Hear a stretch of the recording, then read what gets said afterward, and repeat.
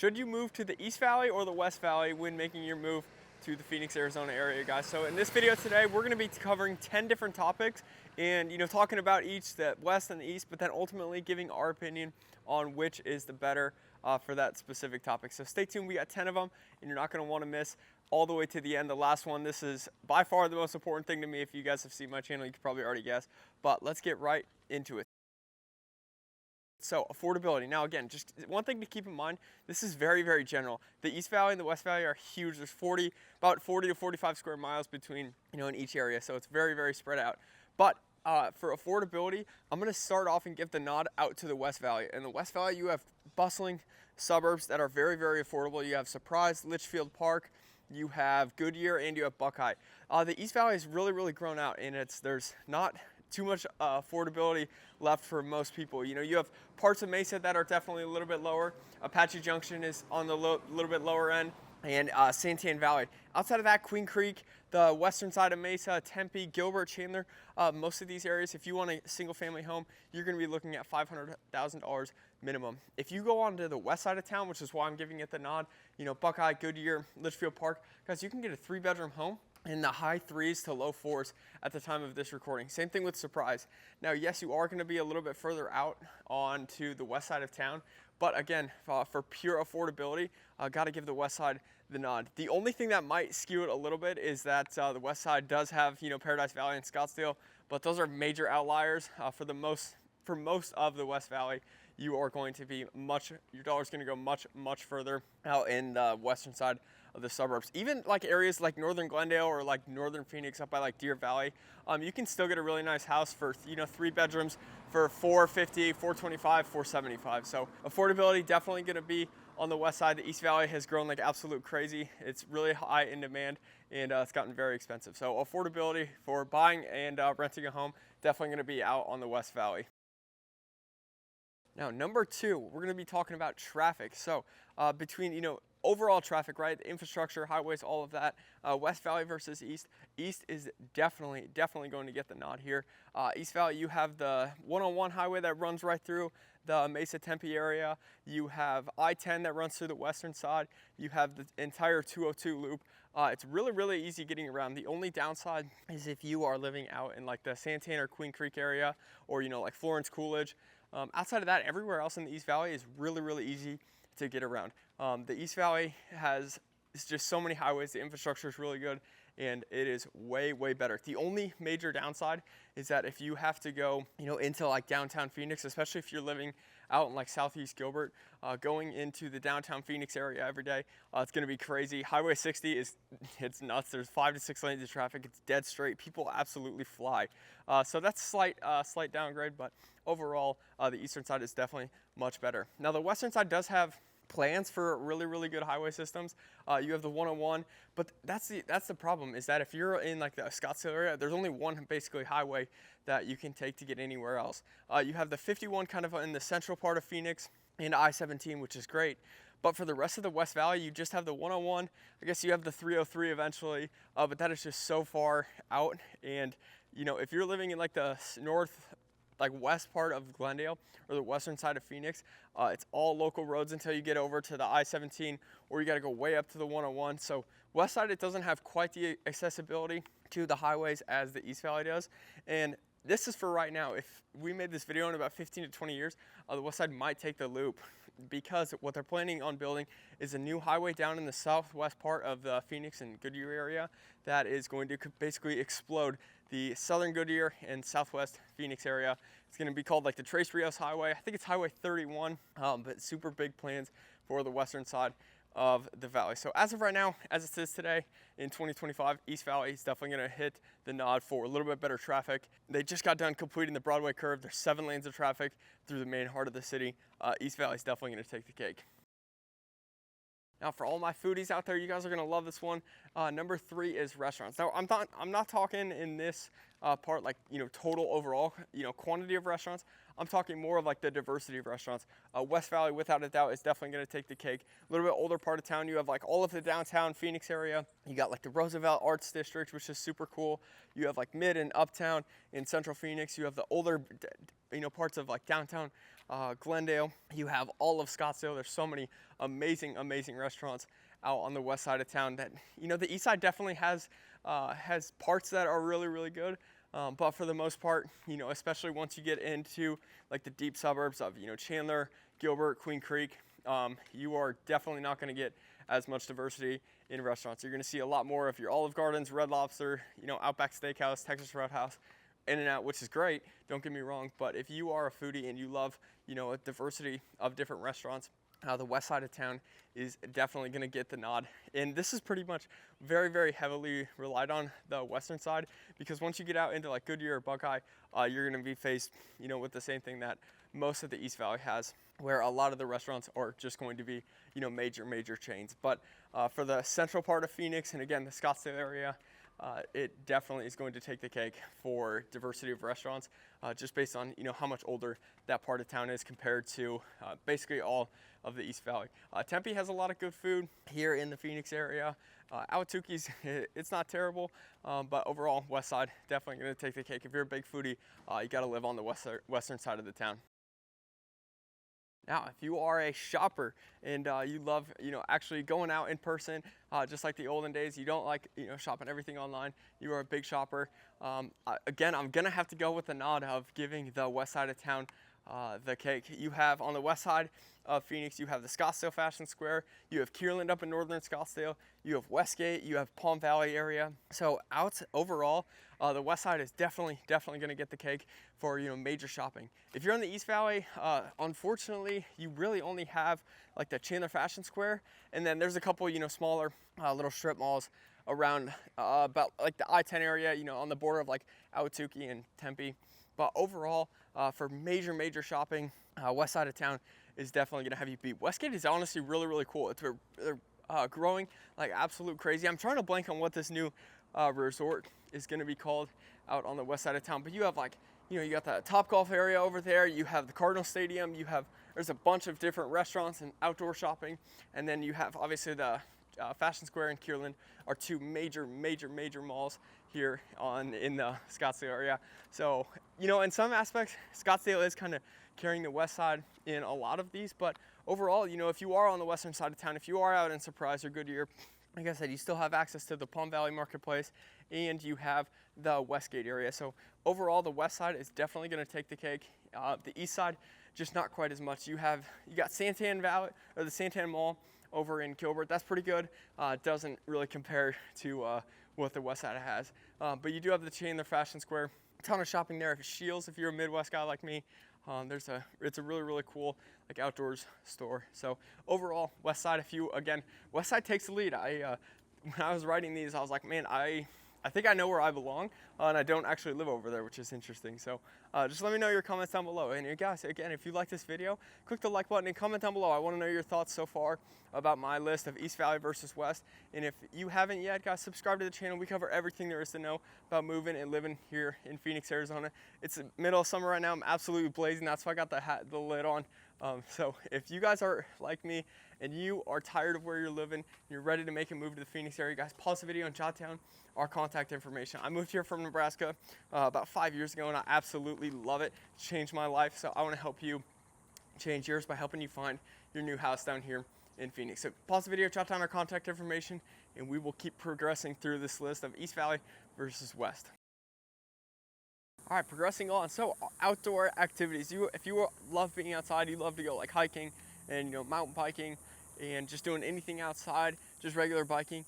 Again, I gotta give the nod to the west side. Again, when I was making this list, I never realized how much I actually really do like and how much the west side of town has to offer. So the west side of town, you're blessed with obviously all of the mountains up in northeast Scottsdale. You have the Lake Pleasant area out on the northwest part. You have the Phoenix Mountain Preserve in the central part of Phoenix, servicing basically so many people that live on the west side. But then once you get out to like Goodyear, and especially Goodyear and Buckeye, there we go, you have the Estrella Mountains, you have the White Tank Mountains. So access to hiking and outdoor and mountain biking and like trail running West side is definitely going to take the cake, and especially if the East Valley, I'm considering Ahwatukee, which is in the southern part of Phoenix, part of the East Valley. If Ahwatukee wasn't part of East Valley, there would be basically no, like, it very, very limited on outdoor activities. You have the Santan Mountains down, obviously in Santan and Queen Creek area, and you have the Gold Canyon and the Usuri Mountains. The Usuri Mountains are really, really cool. You got like the Tortilla Flats out there on the east side. You have Roosevelt Lake, Swirl Lake. So the east side, there is still, good options for outdoor, it's interesting, for some outdoor activities, but it's just so far. So again, if you're living like on the western side of Mesa, you probably have a 20 to 25 minute drive to South Mountain, and probably same thing, 30 minutes out to the Usuri. Actually, it might be like more like 35 to 40 out to the Usuri Mountain area in the northeast part of Mesa. So overall, outdoor activities, you're gonna have it in both, but overall, like proximity of how far you have to drive to get to those activities, definitely on the west side of town, you have way more access. And especially if you have like a little like dune buggy, for example, and you love to go out in the desert and absolutely tear it up, if you take Bell Road in the northwest part and just drive straight west, a lot of that land is owned by the government, and you can go out there and absolutely tear it up. So it's really cool out there in the northwest part of the city. But again, overall, I have to give the nod to the west side. If you are an outdoor enthusiast like I am, I live in Ahwatukee, and you can't see it just because of my complex, but right on the other side of here is South Mountain. I can be hiking and outdoor mountain biking in 5 minutes. So absolutely love it down here in the Ahwatukee area. So that holds a little weight in the East Valley, but overall, west side, you're gonna have more access to some outdoor activities. All right, moving on. The west side is just absolutely cleaning up in terms of, these specific topics. But again, I gotta go on the west side here for our next topic is nightlife and just overall, entertainment and activity options. So on the west side, again, you're just loaded with options. You have the Cardinal Stadium, where there's a bunch of, different like concerts. And for example, like The Weeknd was recently here. He's out on the west side. So if you live in Mesa, that's an hour. If you love to go to like concerts and stuff, that's an hour drive, right? If you're in the northeast part of Mesa, and that's with, kind of without traffic. So, or like deep in Gilbert or Chandler, again, you're looking at an hour. If you love to go to Cardinals games, that's an hour. West side, you have access to, you got the Suns downtown, you got the Mercury downtown, you have the Diamondbacks downtown. So again, no matter, even if you're out in Goodyear, which is a little far, you're still only, 25 minutes to get to all of those activities. So you also have all of the nightlife of the Scottsdale area, obviously Old Town Scottsdale. It's basically like a mini Las Vegas. It's kind of like a major like kind of club area. There's a ton of nightlife and extracurricular activities that go on in the Old Town Scottsdale area. You have in the East Valley, it's mainly just like suburbs, right? A lot of these cities in the East Valley, so Tempe, Mesa, Chandler, Gilbert, I call them like commuter cities, because a lot of people, what they do is they go to work, they commute back, and then they don't leave, that pocket of town. Versus especially in like the Roosevelt district and the downtown districts of Phoenix, a lot more nightlife and activities going on for overall entertainment. You have a bunch of, like farmers markets, especially in like the central and older part of the cities. Old Town Scottsdale has a farmers market. There are some again in the East Valley, but just not quite as much once you get out, to the west side. Again, I'm a little bit more biased for total west side of what they have in this particular, topic. But again, once you get out to like Goodyear and Buckeye, guys, those are, and same with Surprise, those are like deep suburbs. But overall, for what each valley has, definitely gets the nod for entertainment and nightlife activities is going to be the west side versus the east. Now this next one, I'll probably get, a lot more comments in the comment section about debating, going back and forth. But I'm going for a future appreciation. I'm still gonna lean towards the west side. Again, the more I'm making this video, the more I realize that I'm becoming a little bit biased. But the west side, you have areas of like Litchfield Park and Goodyear, and especially with that new highway that's going in, and especially for how affordable homes are in today's market. Like guys, especially if you're more of like a high-end luxury buyer, your budget at $600,000 to $700,000 will go way further on the west side, and I think that's only going to be continued to rise as the west side gets built up. Honestly, about 5 to 10 years ago, there really wasn't too much out in the Goodyear area.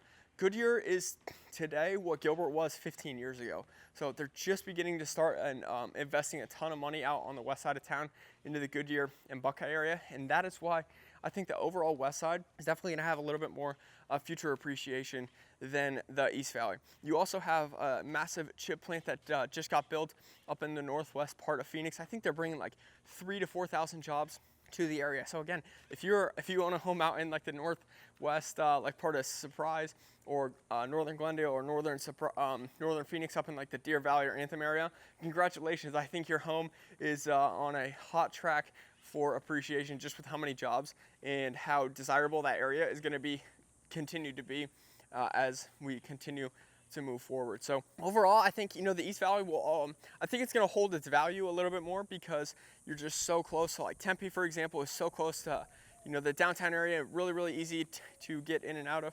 You always are going to have the university there. So I think you're going to have a little bit more value that gets held in the East Valley. But in terms of, future appreciation of which one I think is going to go a little bit more rampant overall in the next, 10, 15, 20 years, I think your best investment is going to be on the west side of town. Surprise, Goodyear, eastern side of Buckeye, western side of Litchfield Park. In my opinion, I think those are the suburbs that are absolutely going to take off. Queen Creek right now, to me, people absolutely love it. I think it's a great area to live, don't get me wrong. It's just really, really hard getting in and out of, and I think that's going to suppress the overall appreciation of future homes, just because you have to drive 10 to 15 minutes just to get back to a highway. So I don't think that long term, I don't think that's going to be great for the appreciation of Queen Creek. But Gilbert, Chandler, they have A+ schools, really, really low crime rates. So those areas I think are going to continue to rise, steadily. But I think for mass appreciation, got to go on the west side of town. Goodyear, Buckeye, Litchfield Park, Surprise, and anywhere along that 303 corridor. It's just the beginning of growth for those areas. So if you're an investor, west side in those specific areas, I think are going to do really, really well, in my opinion. All right, guys, we've got 2 left. And again, if you like this video, click the like button, comment down below. I want to know your thoughts on the last couple of topics that we've talked about, east versus west. I want to hear your thoughts. And again, if you're thinking about making a move, guys, pause the video, jot down our contact information. We'd love hearing from you. Again, Phoenix has absolutely changed my life. I tell everybody, you guys are missing out. It's absolutely amazing down here. It's good weather. It's pretty affordable, all things considered, for the 10th largest city.